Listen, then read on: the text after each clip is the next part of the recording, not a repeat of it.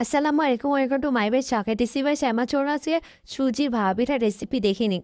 আমি 2 কাপ সুজির মধ্যে 3 কাপ ফুটন্ত গরম দুধ দিয়ে দিব। এখানে আমি হাফ কাপ গুঁড়া দুধ দিয়ে 3 কাপ পানি মিক্সড করেছিলাম। আমি এর মধ্যে 1 টেবিল স্পুন লবণ দিয়েছি, আর 4 টেবিল স্পুন চিনি দিয়েছি, ঘি দিয়েছি 1 টিস্পুন, বেকিং সোডা দিয়েছি 2 টিস্পুন, আর এর মধ্যে আমি বেকিং সোডাও দিয়েছি 2 চিমটি। দিয়ে ভালোভাবে গরম দুধ দিয়ে আমি মিক্সড করে নিব। দিয়ে রেস্টে রেখে দেবো ডোটা রেস্টে রেখে দিয়ে আমি এবার পুরটা রেডি করতে চলে যাব। এখানে আমি 2 কাপ কোরানো নারকেল নিয়েছি, এর মধ্যে একটু গুঁড়া দুধ দিয়ে দিলাম 2 চামচের মতো। দিয়ে আমি একটা ডো বানিয়ে নেব নারকেলের পুর।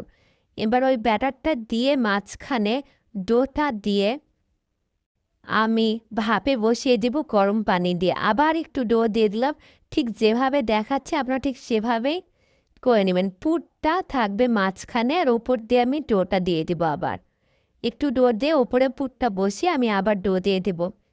এভাবে আমি প্রত্যেকটা করে নেব।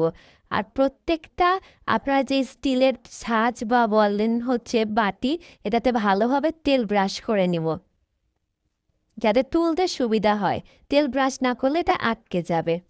আমি ভাপে বসিয়ে দিব 10 মিনিটের জন্য। ঠিক 10 মিনিট পর আমি নামিয়ে পরিবেশন করে দেবো মজাদার সুজির ভাপা পিঠা। বাসায় একবার হলেও বানাবেন, শীতের দিন গরম গরম অসম্ভব মজা। ধন্যবাদ।